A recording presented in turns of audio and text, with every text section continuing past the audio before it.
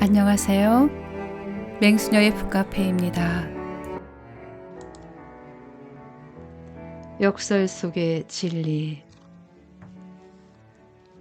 세계 곳곳에서 일어나는 일을 보며 나는 종종 신을 의심합니다. 나는 과연 어떤 권리로 이렇게 살아남아 있는 것일까? 내가 무언가 특별한 소임을 해야 하기 때문이 아닐까? 아니면 신이 나를 사랑하기에 이렇게 살아남아 있는 것일까?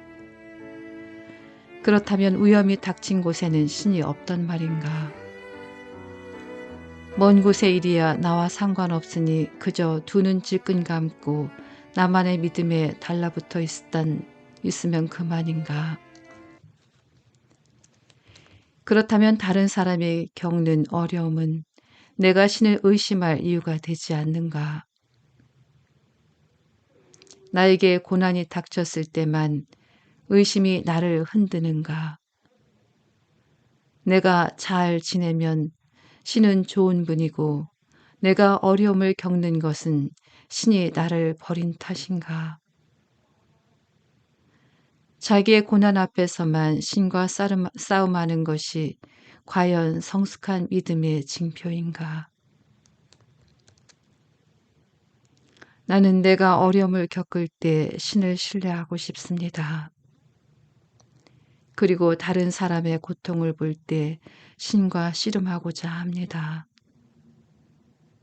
나에게 아무 일도 일어나지 않은 것에 그저 감사하고 신을 믿는다면 그것은 유치하고 작은 믿음일 것입니다. 자기만의 행복 안에서 마비된 믿음은 무지와 자아도취와 두려움이라는 뿌리 위에 자란 믿음입니다. 이는 열린 믿음이 아닙니다. 열린 믿음은 신의 지혜를 구하고 그것을 열렬하게 찾을 준비가 되어 있는 믿음입니다. 믿음은 우리를 메시아의 작업장으로 인도합니다. 메시아와의 첫 만남은 용서입니다. 우리는 메시아를 만남으로써 우리에게 고통을 준 사람들과 환경을 용서하게 됩니다. 자기만의 의로움으로 가득 찬 마음에서는 치유가 이루어지지 않습니다. 크고자 한다면 모두를 섬기는 사람이 되어야 하리라. 성서의 이 구절은 진리가 담긴 역설입니다. 예수는 모두의 종이며 모두에게 생명을 내주었습니다. 즉 그는 가장 큰 사람입니다. 노자는 이렇게 말합니다. 세상 그 무엇도 물만큼 부드럽거나 약하지 않다. 그러나 그렇게 약한 것이 강한 것을 누르고 그토록 부드러운 것이 딱딱한 것을 이김을 세상 사람이 다 안다.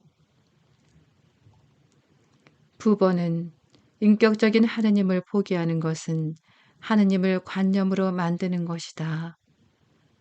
관념은 기껏해야 사랑받을 수 있을 뿐 그 스스로는 사랑할 수 없다고 했습니다.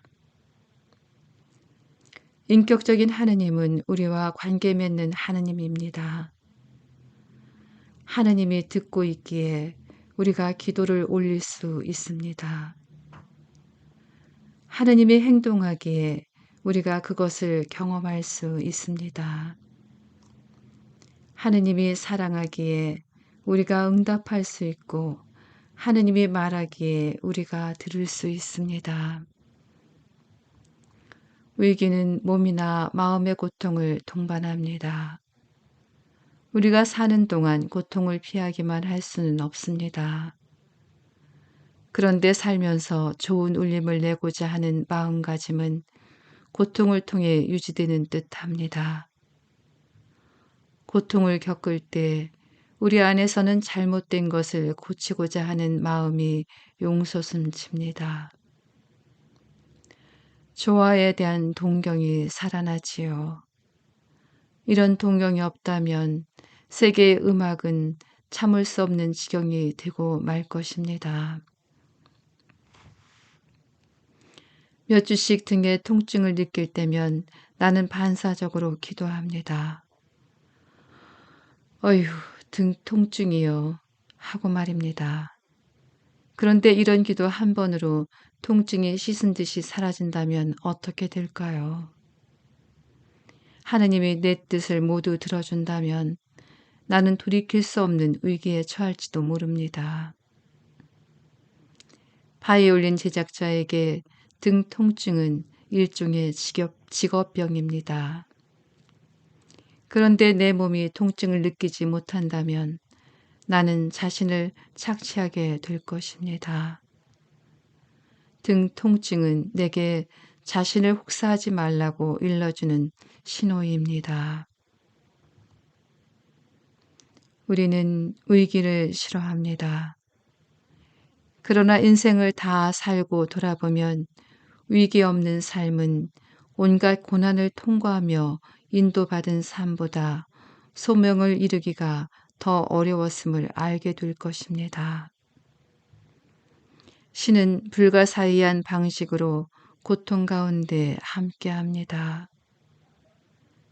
신이 함께한다고 해서 고통이 사라지지도 않고 물음에 대한 답을 얻는 것도 아니지만 심오한 위로가 우리 안으로 스며듭니다. 이는 숨막히는 현존입니다. 우리는 고통을 이해할 수 없습니다. 고통 가운데 믿음으로 서 있을 뿐입니다.